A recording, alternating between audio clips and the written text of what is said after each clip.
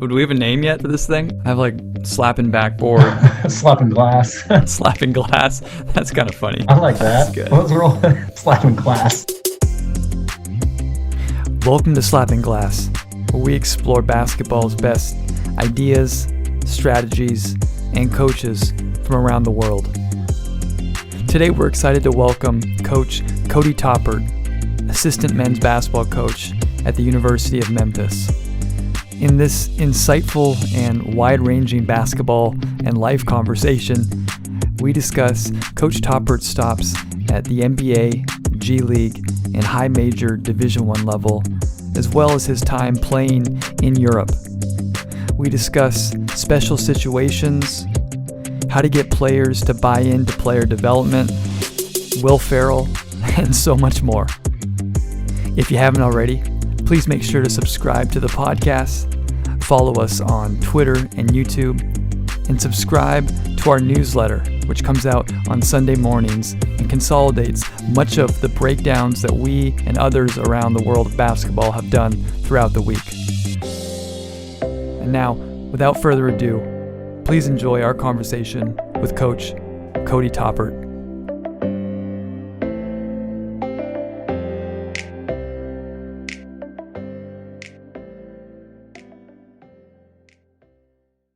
I want to start with kind of a fun question for you. You've played internationally in a bunch of different countries and cities and been over there.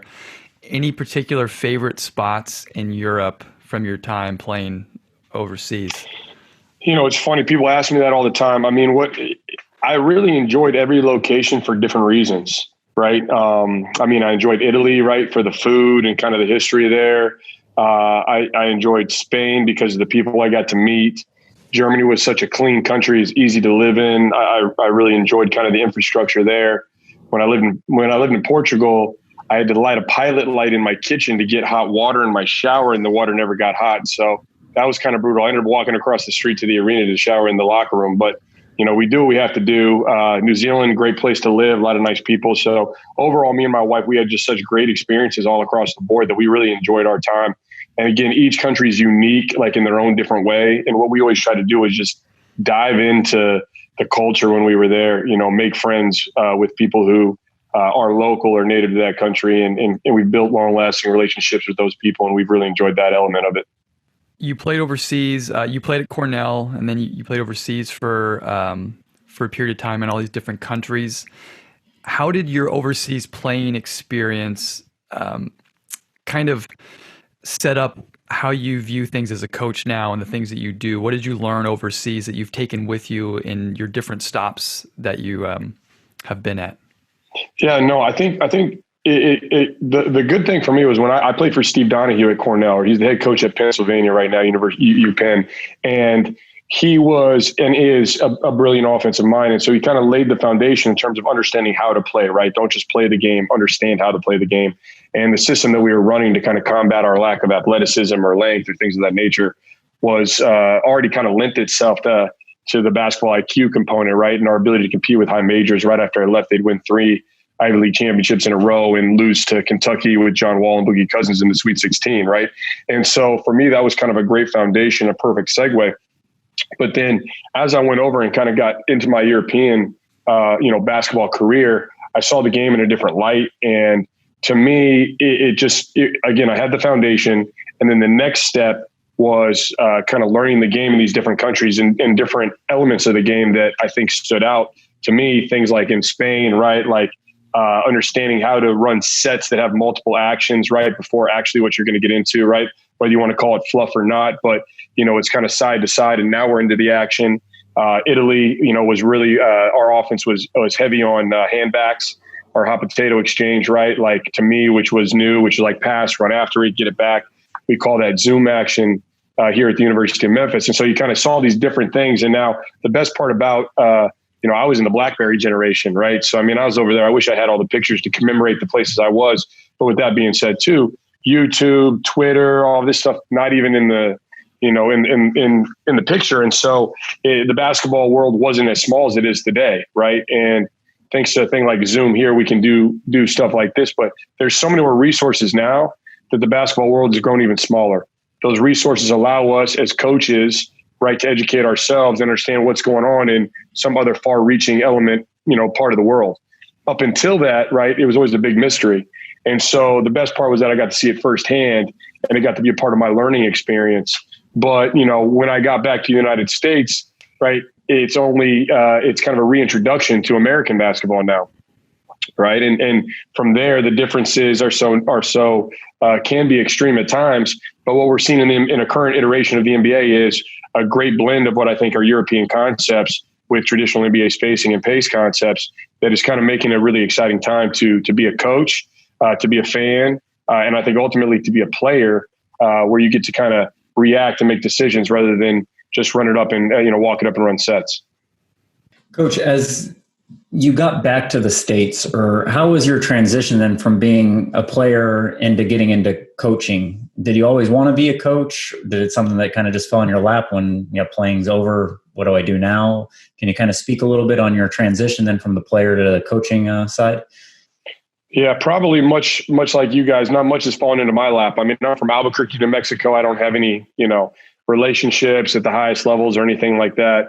And so my wife actually was the one who recommended to me when I had a couple years, kind of to go on my career, was like, man, you should be a coach. And so I kind of started to think, well, heck, I'm already the guy who, when I was playing in Göttingen, I was dragging guys with me to the gym, and I was kind of there early. I started the Breakfast Club. I'd bring Dwayne Anderson in, we'd work on his jump shot, right? He became a BBL. German all-star, things like that. I'd kind of teach him a shooting progression and do all these. I ended up being kind of like a player development coach while I was a player. And when I finished playing, now I wanted to be a coach at that point. My last season was in Lev Gold in Mallorca in Spain, and I wanted to be a coach. I interviewed for a job with Paul Hewitt, who was at George Mason. Basically, it was a get your coffee type job, and I couldn't get it. So now here I am wanting to be a coach, but you can't coach if you don't have a team, right? So I was desperate to figure out what was next. Without kind of boring anybody too much on this path. I mean, I went to a coach's clinic for a guy named Gannon Baker because player development was super interesting to me. And me and him hit it off. I started my own player development company actually in Dallas, Texas. I was training, if you had a heartbeat and you wanted to make a basket, I was going to train you, girls, boys, middle school, 8th graders, high schoolers.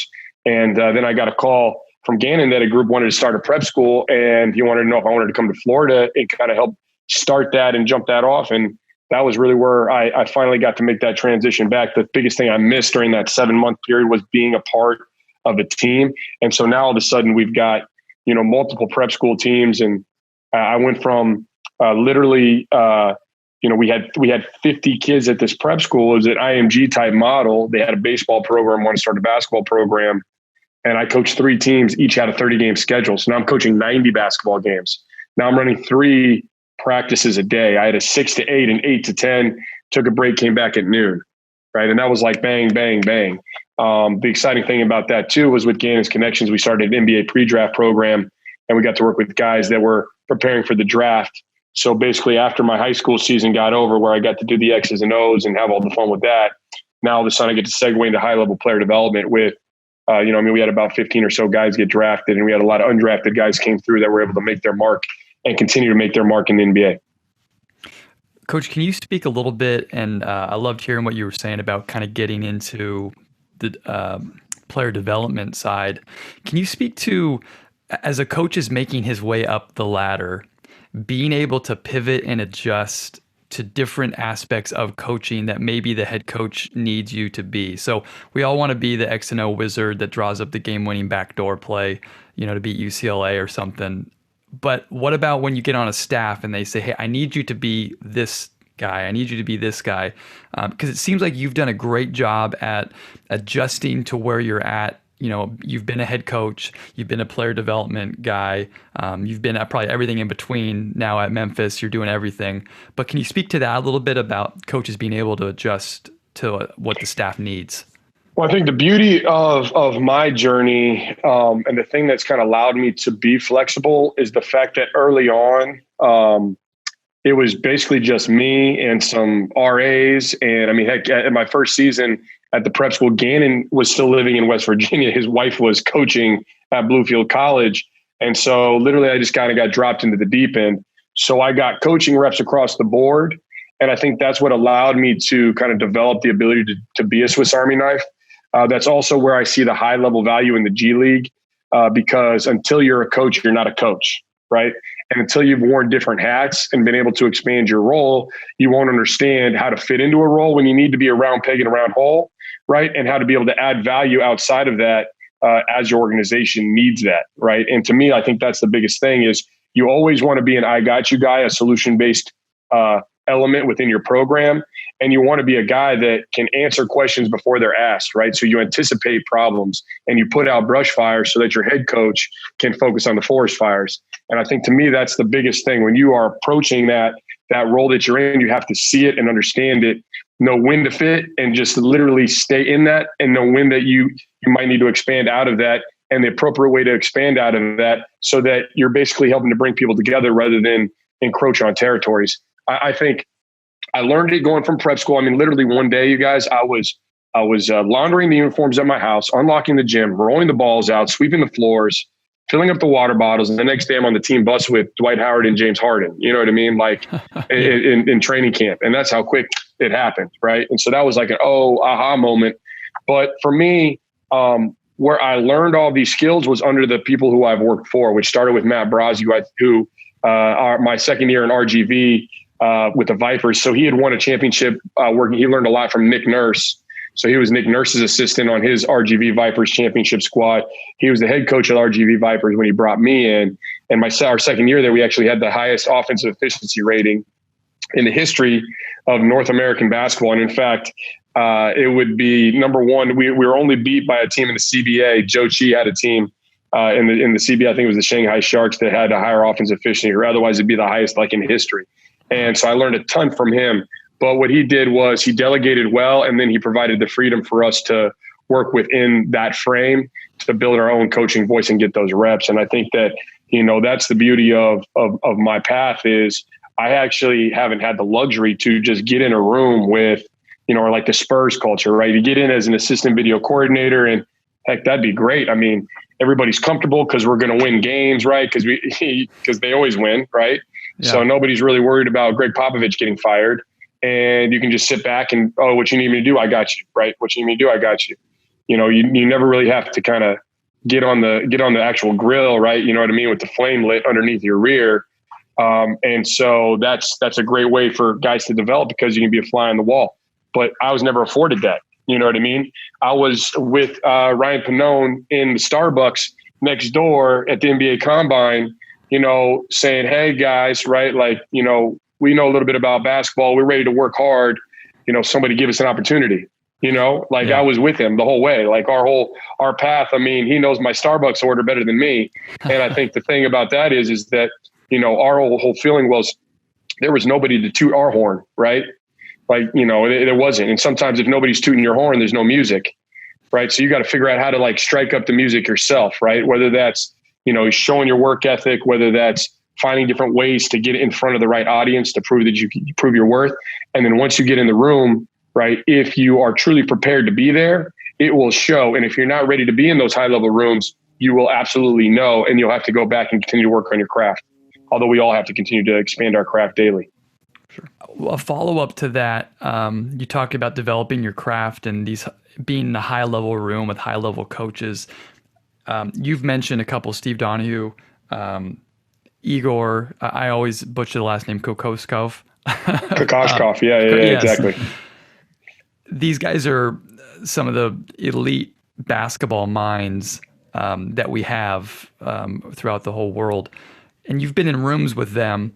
I'm interested what they're like as far as developing offensive philosophy around the team that they have. So the first staff that I got in the room with was like Kevin McHale, right? And in that room, he also had Chris Finch, who's an elite offensive mind, who's with the New Orleans Pelicans. He actually went to Denver, right, when Malone was installing a lot of the stuff that they're doing with Jokic now before he moved to New Orleans, where he started doing the stuff with Anthony Davis and Boogie Cousins, how they work together. Really creative offensive mind, right? So that's one. Matt Brazzi, who spent all this time around Nick Nurse.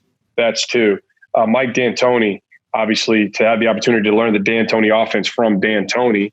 And we know the iteration that we saw with small ball is different than what we saw with the 7 seconds or less Steve Nash crew. But nonetheless, I mean, the skeleton of the majority of NBA offenses are going to stem from that. And then, Jay Triano, who I got to spend some time with when I was in Northern Arizona, right? Because he took over for Earl Watson, right? Jay, a creative offensive mind, another guy, right? Who's done a lot of great things, whether it's in Canada, whether it's with Terry Stotts in Portland, or, all across the board, and now with James Borrego in Charlotte. And then Igor, the biggest thing that you realize around these guys is that the game of basketball it's like a chess match, right? It's literally a chess match. And you have to try to think 2 and 3 steps ahead of your opponent. The move right in front of you oftentimes is not the right move, right? That's checkers, right? Checkers, you can only make the play right in front of you.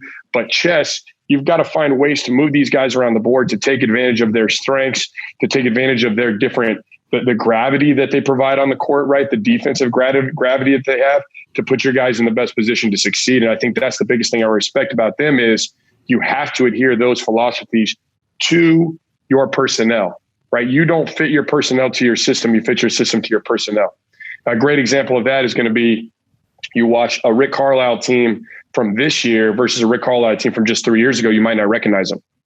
Or Eric Spoelstra, who's another great adjuster, the stuff that he was running with LeBron James and Dwayne Wade is far different than what he was running with that next iteration of his team in those in-between years. And to see how they changed even from when they traded Hassan Whiteside and brought in Bam full-time at the big man position, right? It's astonishing, because to be able to adjust and win is one of the most difficult things to do. And as a coach, it's one of the most uncomfortable things to do, because, well, what we did before won, right? But if we don't see what's around the curve and make our adjustments now, that's the quickest way to get the Ryder truck outside of your front door. You know what I mean? And now you got to load up and you got to move to another city. So the best coaches are truly able to adjust on the fly. And that's what I respect about them, is they play that chess match based on their roster, right? And they understand that from year to year, or even from game to game, they're going to have to be on the cutting edge of that in order to fully take advantage of the defense and put their team in the best position to win. Same goes for the defensive side of the basketball as well, is understanding, how the offense is going to adjust and making sure that, your check downs, you got to be 3 and 4 adjustments deep, right, on your emergency backup plans. What are you doing player development wise defensively as well? Everyone will go on YouTube and see all the workouts that they're doing offensively, but I would imagine you're also developing these guys defensively in one-on-one sessions or small groups. Great question, right? The carrot is the offense, right? Like that's the carrot, right? So what I like to do in terms of how to implement defense into player development is add a defensive segment that closes with offense. It sounds funny, but we might work on a closeout, a dribble handoff under, back into a step up. We go over, we veer back into a crack back. And now after we do all of that stuff, rather than kill the drill, right? What I love is a respace element. And now we're going to hit you with 2 or 3 offensive things, right? So you earn the offense, right, by going through the defense, if that makes sense. No, yeah. And smart. There's ways to do it in a low impactful way. There's ways to do it, right, being conscious of things like, load management, right? Like it's not just, hey, close out one-on-one like that, rah, rah, rah, rah. And like working harder is not always working smarter, because, I ask everybody all the time, hey, you guys know what the Laffer curve is, or the law of diminishing returns. I'm like, it gets to a point where your next rep, you get worse no matter what, right? Things like fatigue, load, they set in, and now you get sloppy, higher risk to injury, right? So what we like to do is you have a controlled element. Maybe we're working on veer backs, right? On pick and roll situations, we can't get back square. Maybe work on blowing up DHOs, blow up, get square, boom, you did your work. Now let's get into an offensive element immediately, right? So in a 45-minute span, right, at least 10 of those minutes should be worked on some form of defense. And then you always dangle that carrot at the end, right? Because if it's all defense and it's only defense in a player development session, which is not a practice, man, we're not talking about practice, right? It's the quickest way to lose these guys. They don't want to come back to your sessions. You know what I mean? Because everybody wants to work on offense, like Patrick already said here, right? So I think it's important you dangle it and you work it in and you layer it, because basically you're essentially tricking them into to doing what you want, more or less. Mind games. Kind of follow up on that, Coach. You've worked with some of the most elite athletes we have in the game. What is it that you do specifically, whether it's just your personality or the way you set up workouts, that you're able to push high-level athletes beyond their comfort zone? I think the biggest thing is what it comes down to is value, right? Now, Pannone, on your last one, he talked about adding value from a coaching perspective, right, to help you kind of move up, right? And I'm a giver, right? To me, it's like you give. And like Kevin Eastman told me one time, man, give for a full year before you ask anything in return, right? Well, it's all about adding value as a player development specialist, coach, whatever, or just as a coach in general. If you add value to that player, they're going to crave that, right? Because that value is going to allow them to be successful. It's going to allow them to play better. It's going to allow them to, sign that contract extension, right? So when you're working with a guy like Devin Booker, right, if you can't add value, he has no use for that relationship, right? And so to me, you build trust. You have to connect. You have to really understand these guys on a human level, right? And then you have to add value, right? That value might be, we did a lot of work with Booker on changing his shot selection priorities, right? Changing those, but tweaking them in a way that was in alignment with his game, right? And then introducing new concepts that can help him be even more efficient. So, he was a high volume mid-range guy, but not what I call paint pulls, right? Which are on, like we see Kawhi Leonard shoot a lot of paint pulls. That's my terminology for when you get into the paint and you actually shoot a jumper. It's not a floater. It's an actual jump shot. It's an on-balance jump shot in the paint closer to the basket, right? So what we talked with Book about was, if we want to change your shot location priorities, right? What teams are doing now, if they're going to go drop coverage, they're trying to bait you into the mid-range. We know this, right? And unless you can shoot it at 50% or more, like there's no discussion, like it's not a great shot. We can find a better shot. So now it's like, well, you can't just tell a guy that and not give them a solution to the issue, right? So a couple solutions we worked on. One, he's an over guy. He's a hot guy, right? Nobody's going under his ball screens. Easy sit behind shot, right? That's pop a shot. So what we do is we pull the level of the screen out. We change the angle. We know there he's going to be an over guy, right? And now we're working on his off the dribble pull up 3-point shots. Jason Tatum has significantly changed his shot profile this season, right? To where now I saw a statistic that he might be the best 3-point shooter in unassisted 3-point shots in the league, right? And what he's doing, and you see heavily, is he's patient at the first level. Guy goes over the screen, wedges him out, and he's going to pull that 3-point shot before he gets inside to the intermediate area. Well, now once you get ushered into the intermediate area, it's like, what's the next solution? Because the big man's trying to play the cat mouse game and bait you, right? So with Devin Booker, we worked on several things that you can tell Tatum's worked on as well. But we worked on attacking kill boxes, which was spots on the floor where we knew if he got to his spot, he could get on balance and he can get a shot attempt off, right? And so our kill boxes were in the paint. Everything was in the paint. That was the goal. It was elbow, but not elbow extended. It's elbow and in, right? So try to back them up to the point where you get below that free throw line. They're making a decision, right? The big is going to play the cat and mouse, try to bait the intermediate. If he commits to you, Devin Booker, elite passer, we work a lot on passing. But if you get to a specific spot on the floor and you can get on balance and pull it up, shoot it. 53% was what he shot on paint pulls off the bounce. That is officially an efficient shot, right? Because my marker is 50%. Because so if you can shoot 33% from 3, that's the same as 50% from 2, right? So that's kind of our target point. The other thing is ability to draw fouls, right? Drawing fouls. One thing I learned from James Harden is it's actually an art and a science, and you have to actually practice it to perfect it, right? He doesn't randomly go in here and scoop hands. It's all purposeful. He understands. He knows when to scoop on the ball. He knows when to scoop off the ball. He knows when the weak side help is coming, bluffs, and the guys are stunting in here. Boom, he's going to hook your hand. Foul, right? Everybody wants to complain. It's a foul. He understands body trajectory, and I know this because he used to beat the crap out of me when I was playing defense on him, right? Like in drills. I'm like, man, I'm just playing defense in drills, and he's over here. I feel like he's offensive fouling me, but he's just understanding how to catch me in compromised positions to take advantage of poor body position on my part, right? So like if a guy drives by you to the left, your immediate reaction as a defender, right, is you've got to drop, open up to try to get back square. What you tend to do is try to reroute that guy with your inside hand, right? And you're out here, you're trying to get back square. Well, as you try to reroute the guy with the inside hand, James understands that he's going to let you feel comfortable. Now your inside hand's here as he's driving. And now as he comes up on the gather, he's scooping your inside hand. It's a foul, right? But he practices that, right? The other things that he practices are things like Euro step. Obviously, we know he's great at the Euro step. He's almost perfected that move completely, but Euro step passing, right? So now he's really like a quarterback and he's envisioning all these different things. And it's not a coincidence that he can do them. So we work with Book on his ability to understand and draw fouls, right? Even something I learned from Chris Paul, we call a green light situation, right? In the NBA, what they started doing was guys were sweeping through and it was not a natural shooting motion, right? So now you go here and the guy fouled you, but we're going to take it out on the side, not a natural shooting motion. Well, once you're in the bonus, that changes. Chris Paul is one of the best in the NBA. He knows the bonus situation. He also understands defense and pick and roll defense in particular. So a very generalized element is when you have a pick and roll coming, right, on the call, whoever the guy on the ball has to usher you into the coverage.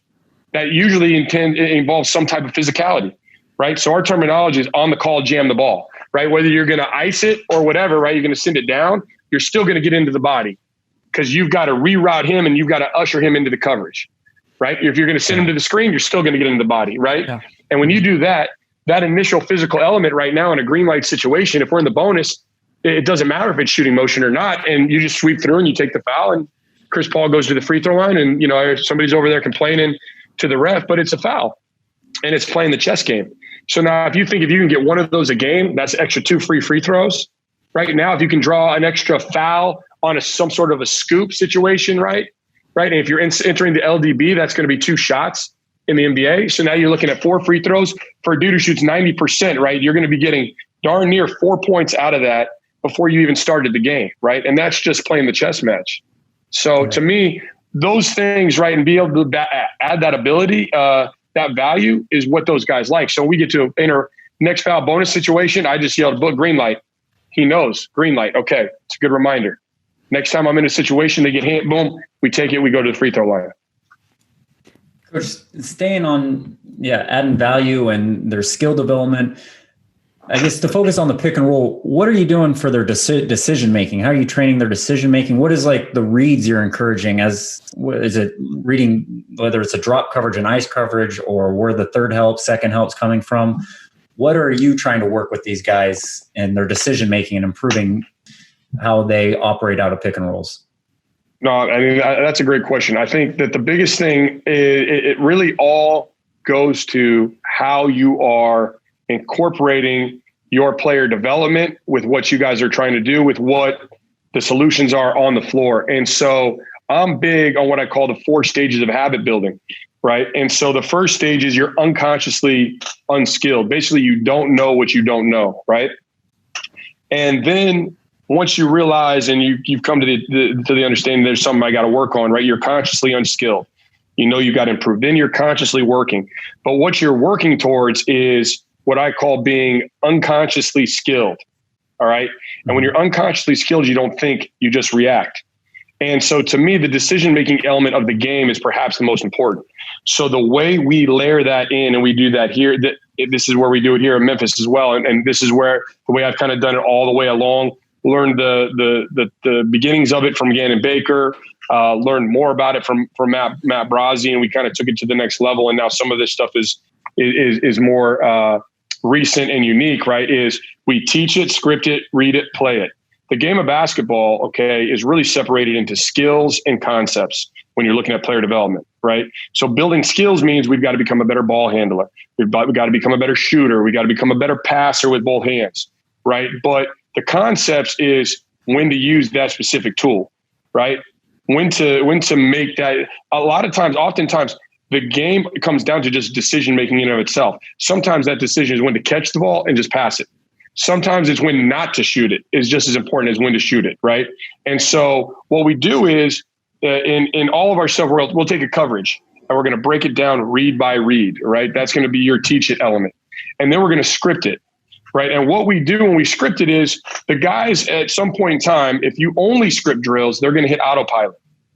And if you allow your players to reach that autopilot, you're no longer activating the part of the brain that is actually making the decision, right? They might be going hard full speed, but they don't have to make a decision because they know the defense is going to do that. I'm going to make that pass. Tags in, hit the shake, right? Nails in, make the advance pass. Bigs back, hit the pocket pass, right? It's not until you have 2 or 3 different reads in, you've taught them when and how to use the right solution, and then you randomize what you do, that you force them to learn and you force them to actually make the correct decision, right? So basically we introduce the concept, we work on it read by read, and then when we get to the point where we're reading it, we've got 2 or 3 different options, and now you've got to make the correct decision. The general philosophy on that too has to be bones over cones, right?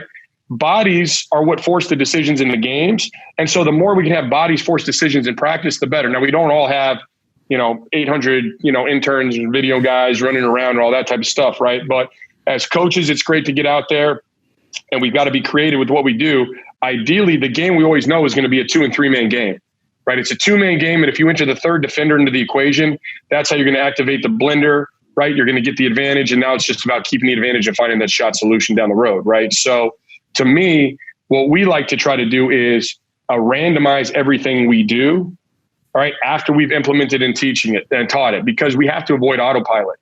Autopilot doesn't help a guy become a better decision maker, right? And if you think about it, when you have the ball in your hands, I don't care what position you are exactly like a quarterback in football. When a quarterback in football drops back into the pocket, right, it's always going to be first receiver, second receiver, third receiver, check down, right? So it's got to be bang, bang, bang, right? And so for us, we try to teach it in a way that these guys are going to understand at all times exactly what the defense is going to be doing. Because what I've found is the guys who are truly great at making these reads, right? When you get around a Chris Paul, when you get around a James Harden, you're up close and you see it. They understand the rotations of the defense so well, right? So they're not predetermining what they're going to do. They're not trying to impose their will on the game, right? They are actually reading the defense. Now they know this guy should go. If I do this, this guy should help. Oh, he didn't help. They know that's the solution. And the difference, people always say this, right? Oh man, like the best part about freshmen is they become sophomores, or, he hit the rookie wall and now, he's a sophomore and he's so much better. Or people talk about like Tyler Hero. What's so different about Tyler Hero now versus 8 months ago? There can't be that much different about him. So why couldn't he make all these reads at Kentucky that he's doing now, right? It's about how you teach it and how you implement it and how you do it daily, so it becomes part of his DNA, right? Yeah. And the other way I look at it is the more we can introduce bodies into our player development, right, and have these decisions be randomized to avoid autopilot, we can curve that learning curve, right? We can shorten that learning curve for these guys in recognizing those situations and scenarios, right? And so to me, the biggest element there is a guy who has used 5,000 pick and rolls is going to be better than a guy who's used 500, right? Just organically, because he's made the mistakes in all these different scenarios. Now he's seen it all, right? Tom Brady drops back. He sees a certain coverage. He already knows what his options are, right? So the chances of making the right decision are extremely high, right? Somebody who's young, who's a neophyte to the situation, never been there, never done that, right? You're almost like, well, we can just roll him out there and give him minutes and he can learn on the fly. But what if we can recreate the game environment and the game scenario? And now all of a sudden we can get this guy up to using 5,000 pick and rolls because we've done it in practice. But it's 5,000 randomized situations because the game is random, yep. Right? What we love to do, and we also do this on shooting drills. Hey, man, and of course you've got to water your plants. That was Igor's big term. You got to water your plants, right? Just repetition. If I want to be a good shooter, I just got to shoot, shoot, shoot. But the game is never going to let you stand there and just hit pop a shot. You know what I mean? The game breaks your rhythm because if I shoot, now I got to go get back on defense. Now I've got to do 3 or 4 other things before I get back onto the offensive side. So a lot of the player development that I try to do and try to implement is designed to break your rhythm, right? We all have the different variations of 100 shot drill. And I've got like 20 different variations, right? But like the Duncan Robinson, 100, right? They're all 5-shot sequences, 5 different shots on a set. And then you reset because the game's not going to allow you to just go DHO, sit behind, shot. Okay, walk back. DHO, sit behind, shot, walk back. That's not how it works. So if you want to be a great game shooter too, you have to be able to shoot when your rhythm is broken. It's easy to shoot when you're comfortable. It's the same concept when we're working on decision-making. So I'm big on the decision-making element. I'm big on randomizing it. And then eventually you get to the point where whether they're coaches, most likely, right, grad assistants, whatever they are, right, these guys are out there practically playing 3-on-3, and your players love it. The other thing that we do, and a lot of people have seen this, is, right, you run a 3-man deal and you have defense and you make the read, and now 2 other guys get a shot, right? We've all seen that. But to me, that doesn't take great advantage of that time. If I've got 15 minutes, how many decisions can we fit into 15 minutes? So a lot of the drill work that we do will be out of the concept I call 3-2-1. So it's a 3-on-3 game, right? And let's just say we hit the big man, right? That's the solution. I don't know. It's a random solution. Might not be the right solution, but we hit the big man. He shoots, he's off. We immediately respace out, and now we've got a 2-on-2 game. Guard, drive, and kick. Another scenario to read that's totally randomized, right? Maybe you drive middle, right? Maybe the guy's at the nail commits you kick out. Maybe he stunts it, so you keep it and go for the finish. Maybe you take your guy to the baseline and we got to drift to the corner to occupy the corner, right? So now we get another shot. So let's say baseline drive, baseline drip. Well, now we relocate back behind the 3-point line, and we've got 4 spots on the court that are signified, and you get to one of your spots because that's another concept I'll touch on in a minute. But you get to that spot, and now we play closeout 1-on-1 with a 5-second count. Well, what it really is not closeout one; it's high value 1-on-1. Find a high value shot in 5 seconds. All you need to do is force a defender to take one step towards you. A mini closeout is still a closeout. And the big keys at the NBA level, right, are to make quick decisions once 2 go to the ball, right, and read the closeout before the catch. So you've got to know it's short close, long close, right, left, right. And now what you got to do is you got to find a way to create that high value shot. So I'll count down from 5, 4, 3. Guys love it, right? Because now they're playing 1-on-1. And now their mind is activated. I got to read, is he on me? Do I drive by him? Do I shoot the shot? And it'll be ugly. There'll be times they get in a dance game, ISO, you know what I mean?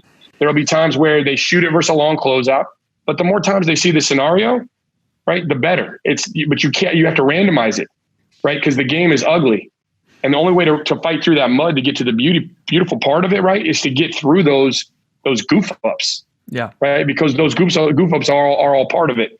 And you talk about, reshaping the floor, which is like a soccer concept, right? Soccer, you've got to keep your shape, right? And you're going to send balls into spaces, and you understand that guys are going to run onto balls, right? Well, it's the same thing in basketball, right? After you close space, which there's only 3 reasons you should close space. You're a cutter, you're a roller, right? Or you're a penetrator with the ball. But after you close space, the more bodies inside the 3-point line, the more congested everything is. The less clear the read is, the easier it is for one guy to guard 2. So if you close space, you've got to open space, right? So what we try to do in all of our drills is incorporate just that extra little mental element of respacing, right? To reshape the floor, to fill our spots. So we have our emergency checkdowns, our corners get filled, our wide slots get filled. It's going to allow us to understand where our guys are going to be in case of times where we have emergency and we know that somebody's going to be able to be there in that corner to bail you out when you need to make that pass. Coach, that was fantastic. It's like you guys were talking about wedding crashes at the last one, right? Yeah. What about old school? It's like recent research has shown that empirical evidence for the globalization of corporate enterprise is limited. And as a corollary, the market for technology is shrinking. I just blacked out. What happened? Yeah. What happened? That's the way you debate. Anyways. No, that was fantastic. I was trying to take notes, and I thought, you know what, I'm just going to go back and re-listen to this, and we'll post it. But that was great listening to. I think all of us being coaches, the college, NBA, professional, European level, gosh, decision making is just so important, and trying to figure out how to rep that in drills. Like we always talk about, we throw up great sets all the time on Slappin Glass, and it's great to watch, but really the best teams are the ones that can play within the set, make the read, find the advantage, whatever it is. And so loved hearing you talk about that. How about coming from the NBA back now to Memphis, high major Division I level? Obviously you guys have fantastic players, but are the drills and the reads and the level of how you were teaching, say, Devin Booker, is it the same thing? These guys are just obviously not as repped, or have you changed it a little bit to the college game? I think that's a great question. And I think as coaches, it's just funny. It doesn't matter where you go, right? Like there's an element where, you always think, man, if we had that player in the other locker room, man, that guy would be the answer, right? You know what I mean? And as players, a lot of times too, at the professional level, I think, man, if only I went to that team, you know what I mean? It'd be so much better. And it's like, we fail to understand that sometimes when things aren't going the way you like, right, as a teacher, right, you can't walk into to fourth year college Spanish, you know what I mean? And, you didn't take Spanish 101 or 102, right? And then wonder, man, God dang, this guy can't speak Spanish. You know what I mean? Like, your responsibility as a teacher is to teach them, right? And that's why you start with the foundation, you build your way up. But at the end of the day, it's never about like, they can't do it, we got to abandon it. It's always about how can we re-understand the best way to provide the information in a way that's retainable, and it's retainable for different guys in different ways, right? That's why you got to make sure you dot the I's and cross the T's, whether it's extra film sessions, whether it's going to do various things with them off the court that allows you to get through and connect with them at the level where now they can zone everything out, right? And they can lock in and listen. And I think that's like a huge element that we don't quite get, right? Like, let's not underestimate what they're capable of. And you see it a lot just in basketball in general, right? Like, can you run two plays coming out of a timeout, right? Boy, people always say all the time, man, G League, man, like, so-and-so, man, if he left our team hotel for a 10-minute walk, he'd get lost, man. We can't run two plays out of a timeout. But don't underestimate him. It's how you learn and how you teach it.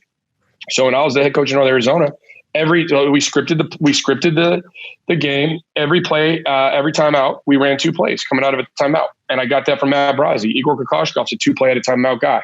Right now, if your guys are having trouble with that, you figure out, well, why are they having trouble with that, right? So maybe your first play ATO, right, is going to be your specialized wrinkle. Second play is going to be a dial-up on demand that these guys should be able to run drop of a hat, right? Something that's more part of your main menu, not your just specialized menu. But in the same sense, right, you talk about things like 2-for-1, right? We call it bingo situation, which is your 2-for-1s can be scripted. If you take possession of the ball, right, and you've got, say you take possession at 42 on the clock, right, and you want to shoot by 33 usually, right, latest by 30, right, you should be able to have what you call something that's dialed up. We called it bingo. First learned it from again, Matt Brazzi, who's, there's no doubt to me he's going to be a head coach in the NBA. Sooner rather than later. But that day earlier at our shoot around, right, it'd be like, all right, bingo tonight, we're going to run Oklahoma, right? So, or Oklahoma small or whatever it is. So the guys are on the floor, they're going to understand that. And then, well, how do you teach that? Well, you're in your 5-on-0, you run set down back. Well, when you randomly start counting from 41, 40, 39, right, that indicates to these guys, oh, this is into quarter, let's get organized. And they should know what to call, right? And then you go through it and then you correct it. And you say, well, here's the deal. Let's start the action by 39. Let's set the screen by 36. Let's shoot the shot by 33. When you break it down like that, it sounds simple. So now when the guy hears 39, he goes, man, okay, I got to run up. We're going to start the action. That takes about 3 seconds to get up to set your screen, right? So now I'm setting it at 36. So now hopefully between that point and the next 3 seconds, whatever shot we're taking, we usually try to create, a nice quick hitter catch and shoot 3, right? Then we get it off. It's more than just, there's still always value in the 2-for-1. So even if you don't have it scripted, you can tell in the NBA, right? Like a guy knows when to push it, they'll get a quick shot, but why not try to get a good shot? Mm-hmm. Right? If you can just yell bingo, bingo, and everybody's on the same page and we run a play and we know it's a specialized quick hitter, we can do it. Right? And so to me, it's how you teach it. Little things like nuanced stuff like bingo, 2-for-1 situations are great to do in 5-on-0, right? But then other things that you want to layer into it, whether it's 2 timeouts out of a deal, come out of a water break, right? And pull two groups right away. And it's a timeout. Give them 2 plays, go right into live play for 2 minutes. It's a 2-minute game, right? But you hit them at a randomized element. When their guard is down, they never know when it's going to happen. Mm-hmm. Same thing with special situations. Come out of a water break. That's what we did in Northern Arizona all the time, right? And we'd have our special situation for the day. Now, what a lot of teams do is, okay, it's side out of bounds, sub 3 second, need a catch and shoot 3. So they'll break it down, they'll come together, right? They've got it, they'll run it, and then they'll switch and they'll do the same scenario. That doesn't have the same impact, right? Because now the other guys know what to expect. You see what I'm saying? Yeah. Yep. So we would do one scenario, right? Your offense this time, your defense this time, and now we just go on with the rest of our practice into the next drill. Come out of the next water break, it's a different scenario. Offense, defense is flipped, but it's an entirely different scenario. So you can't anticipate and guess what's going to happen, right? To keep everybody on their toes, force them to think and actually recreate that situation. Because again, when it comes to learning, right? To avoid autopilot, you have to recreate situations that are totally randomized, right? So you can imprint on their DNA that they're going to have to make a decision based on something that perhaps they haven't seen, right? And they can't expect. When you can expect it, you can have your solution prepared, right? When you can't expect it, then it makes it much more game-like. Yep. Coach, going back to the bingo situation, are you defining to your guys like what the shot selection or what shot you would want if they blow up your quick hitter? Is it, then it's like, okay, they kind of stopped our 2-for-1. Let's then pull it back out, or let's try to hunt for a good shot and not just let's panic, pass to the next guy. He tries to jack up a shot just to keep the 2-for-1. What are you kind of defining with shot selection in the bingo? Yeah, it's funny because old school coaches will say, one good shot's better than 2 bad shots, but mathematically that's incorrect. 2 bad shots are actually greater than one good shot, right? And it's proven. It's like 1 + 1 = 2. We can't argue that, right? So the reality of it is, in a bingo situation, right, if we can't get our shot up, that's why we use 33 as our keynote, and we have a 3-second cush after that, right? Well, a little cushion. Right, where if we can't get the shot off of our quick hitter in a bingo situation, our guy who has the ball knows he's got 3 seconds to get a shot off. And you've got to get the shot off because basically 30 is the end of the shot clock for us in that scenario. Mathematically, we want to get that shot off because the value of that extra possession is greater than the value of the current possession, if that makes sense. Yeah. So we're incentivized at all times to get the shot off. Now, it might not go as planned, but that's why we script it and work on it. And what we found in RGV in Northern Arizona all the way through was that by scripting it and working on it, the guys will improve at it, and the quality of the shot you'll get in those scenarios will organically and inherently improve as well, right? So you're going to see less, trashy push and pull stuff. You know what I mean? And the other thing as well, when you look at that is on the flip side, I'm looking at guys who you lost the 2-for-1. Right, you gain possession of the ball at, let's say, 39 or 38, right? That's difficult now to push and get organized and do something. That becomes, if you get it at 38, that's probably more like Donovan Mitchell or, Murray or whatever, push to score. You still want the shot by 30 if you can get it, right? But if for whatever reason you don't get it, you miss out on the 2-for-1, right? You actually don't want to drain the clock against yourself. Right? You actually want to leave about 10 seconds on the opponent's clock. Why would you want to do that? Well, for the opponent, just less time for them to get into something. Well, no, because I could drain the clock further and they could have 5 seconds. Right? When a team is up against the clock, what do they tend to do? Go fast. Right. Right? So if they take possession with 5 or 6 seconds left, and OKC was great at it. Actually, Houston implemented this strategy as well. You throw the ball into Russell Westbrook, and now he's a one-man fast break. Yeah. And it's just because he feels the pressure of the clock that he's going to turn that possession into a transition possession. So defensively, it becomes a transition element to you.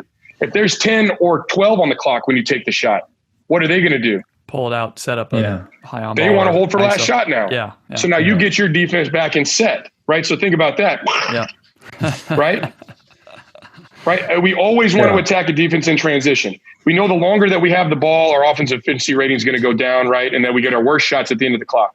Well, if we leave enough time on for them that they say the value of the possession we need last shot now, that it becomes a walk-up possession.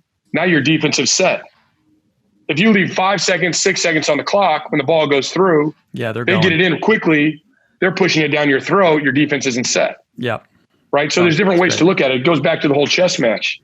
I do like that, Coach, the end of the shot clock stuff.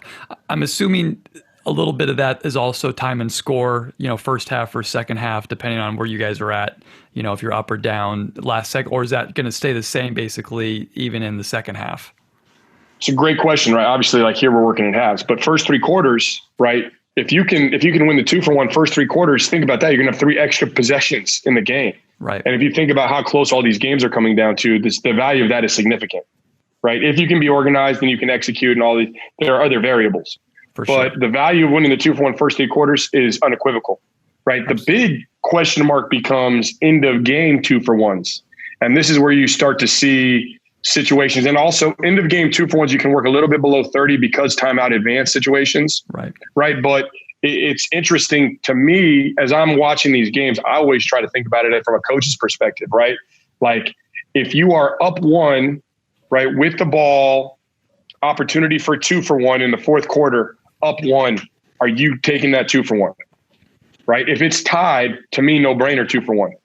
If you're up 1, right, and you get a 2, at the very least, right, they can only tie, right, theoretically, and you left enough time that you can play out the possession, right? And now we talk about foul up 3, which I'm a foul up 3 guy all the time, but you can talk about whether you're going to do that or not, but you always know, no matter what, we're going to get the ball back. If we can time out advance, we're going to have a chance, right? Mm-hmm. The hard ones are tie ball game. You know what I mean? That you see some teams drift, or up 2, you see some teams drift, right? But then if you're up 2 and you don't take the 2 for 1 opportunity and they come back, now they can win the game with the last possession. Right. So now you've got another variable, which is defensive breakdown. And if you're only up 2, right, it's not a up 3 foul situation where you can actually protect the lead and never let them attempt a shot at the basket that's going to tie or win the game. So now there's just other variables that are in place, right? So again, these are the decisions, though, that as a coach, right, you should always be evaluating. Make the decision now. Like right now, I don't have a game tomorrow. Right? We don't have a game for months, right? So these are the scenarios that I like to throw off, pennies played, like we kind of toss them back and forth so that we've made the decision before we're under the pressure of the timeout, right? And I think that's a huge element. Coach, how about right now, since you got time to talk about end of game strategy, some of the math coming out and analytics on fouling when you're up 2. Have you guys talked about that scenario? That's kind of a newer look at either the fouling up 3 obviously has been well studied. How about that? Have you talked about that at all? Yeah, no, I mean, I always had, and I first got introduced to that in Spain. You know what I mean? Like I remember I'm watching the game and like Pablo Prigioni is like guarding somebody and then like, they're up 2 and he fouls to get the ball back. I was like, wait a minute. He clearly did it intentionally. Honestly, that's a debate that for me, I've been having, for years and years, right? Is the thought behind that, right? To foul and get the ball back, to potentially have a tie game, but have the ball at the end of the game. And I think that when it comes down to whether it makes sense or doesn't make sense, I think that as coaches, we need to look and really dive into the scenarios where that has happened in Spain specifically. That's a big country where that is a very popular strategy, right? And the reason I say that is because their last possessions are rarely going to be 10 eyeballs to the ball. You know what I mean? They're really going to be stagnant, just sit back and watch, right? Isolation possessions, right? They're going to stay true to what they do in quarters 1 through 3, right? Late in the game. They're going to have, they're going to understand, right? We're going to start this play at 10 or 11 seconds, right? We still want to get the last shot, but it's going to be bang, bang, bang, something, something, something to the real something to the shot, as opposed to, all right, just to ensure that we get the very last shot, you guys you go over this spot, you go over there. I'll have a hot dog, extra mustard, chicken fingers for my guy in the other corner. You know what I mean? Yeah. And now you just become a spectator because now you got guys loading into gaps. And unfortunately, I think what the most oftentimes the guy with the ball doesn't realize is that he should try to be a creator for somebody else to get the shot. But too often that's not what happens. Right. So I think diving in and doing a case study on those scenarios in Spain and really locking in and seeing what they're doing in those scenarios could be advantageous to NBA coaches. Yeah, I think it's interesting. I think, Pat, maybe we'll try to get Ken Pomeroy on here, the analytics guy. But in college, man, I got beef with my guy Ken Pom because, there's people out here saying like, don't foul up 3 in college. But then I look at the sample size and it's like, very small sample size, and then all the people who tell me, man, like we should have just guarded it out because we couldn't rebound at the free throw line. Like you couldn't rebound at the free throw line. And that's the reason why the strategy is flawed. Right. That's no flaw in the strategy. It's flaw in your execution. Right. And it's like, if your guys can't rebound on the free throw line, you might want to get new players. Otherwise you're going to probably be, selling your house anyways. You know what I mean? So. Absolutely. Coach, this has been great. As we're kind of starting to wind down, I wanted to pivot just a little bit. And Pat, I know maybe we have another question or two as we pivot, but for you, we've talked a lot about you've worked with great players and some unbelievable coaches and so much great stuff that you have going on. But what's the other side of the coin? What are some more difficult things that you have to deal with as a coach now that maybe you could shed light on that people don't see, on Twitter or the good stuff? Yeah, no, I think, number one that stands out, it's always work-life balance, right? Like I have a wife who I've been married to for, 11 years now, and I've got two small girls, right? And so to me, you have to have the ability to understand when to turn it off, right? And how to be totally present with them. I think that's a huge element. And I think what I've learned along the way to me is just from coming from the pro side, there's so many games, right? You're always on to the next. I feel like I have, at least at this point, mastered the opportunity to like leave the losses behind and move on, right? Like when I go home, I'm not going to take a loss home with me. I'm not going to take a loss to my pillow. I'm not going to take a loss to bath time because, when I get to bath time, I feel like I'm already a winner, right? Because I get the opportunity to be around my girls and all that type of stuff. So that's very important to me.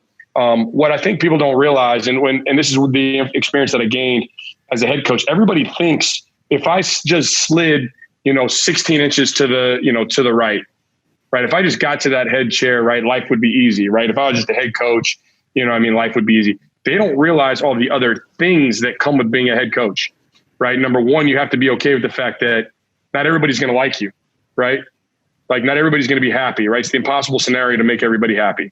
And it's not going to happen, especially within a team. Doesn't matter whether it's staff-wise, organization-wise, right? Somebody's always going to want more.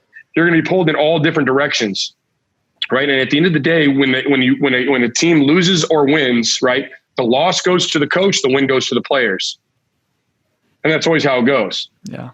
Right. And so as assistant coaches, and that was the beauty for me going from head coach back to assistant coach, I had a whole different level of respect for that number one chair.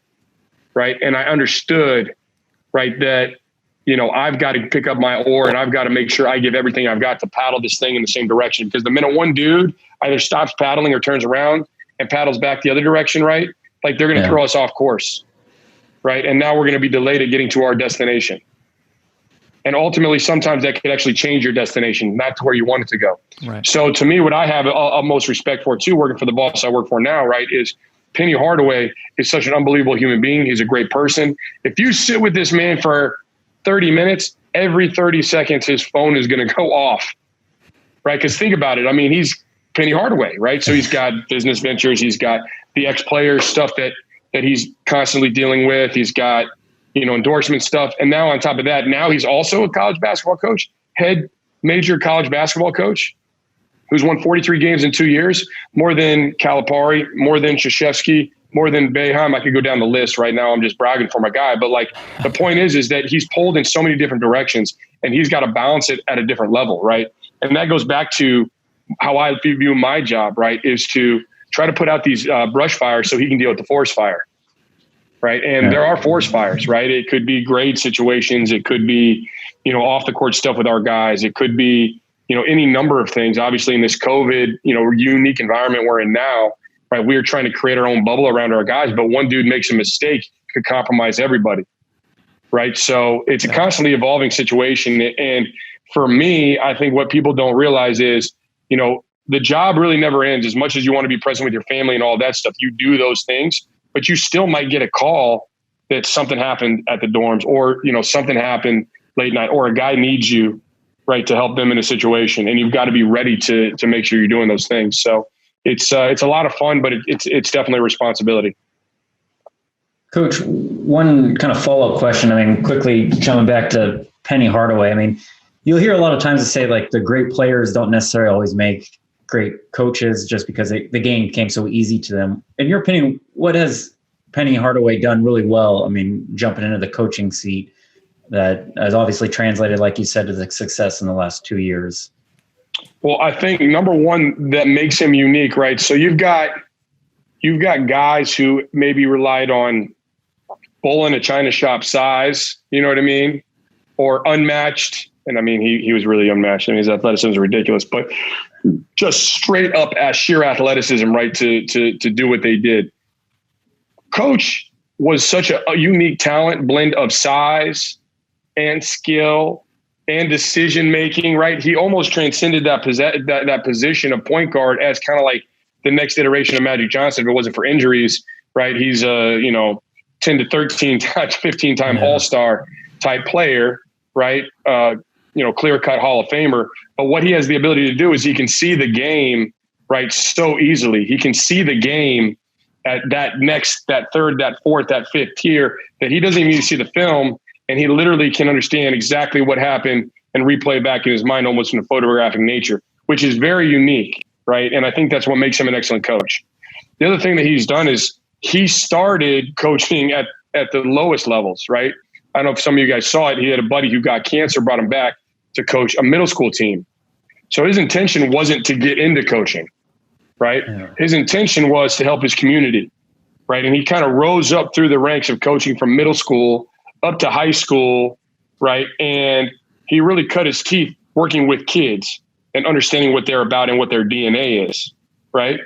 The other beauty of what he has done is he's obviously made a lot of money, right? So he's not doing this for fame, right? Job security, he's the mayor of Memphis practically, right? So, he runs the city.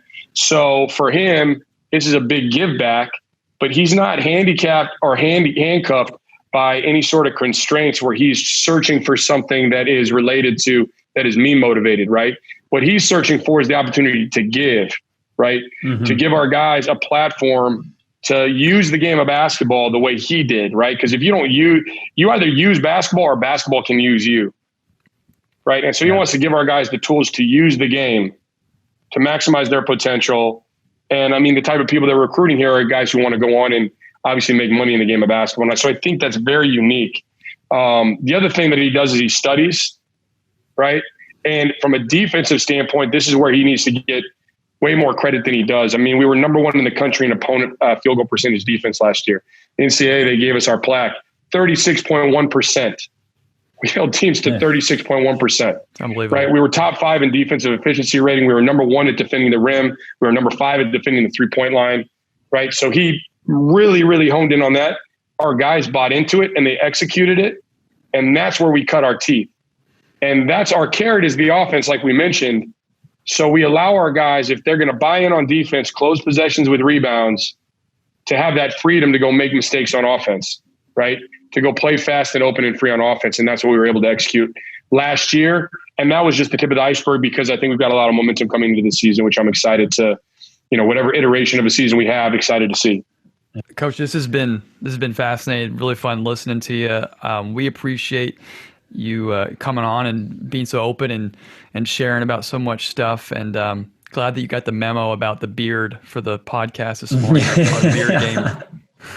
I love it. I had the. I was going strong.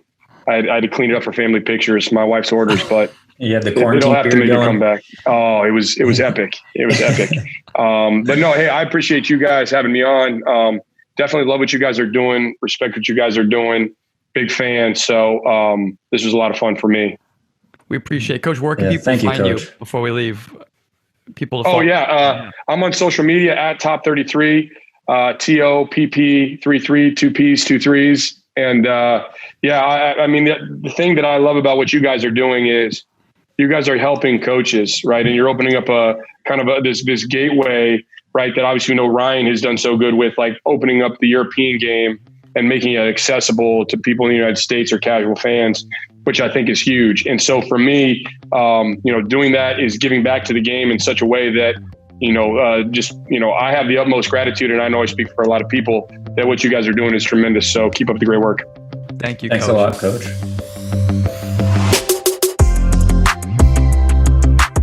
Thank you for tuning in. Please make sure to subscribe, and we'll see you next time on Slappin Glass.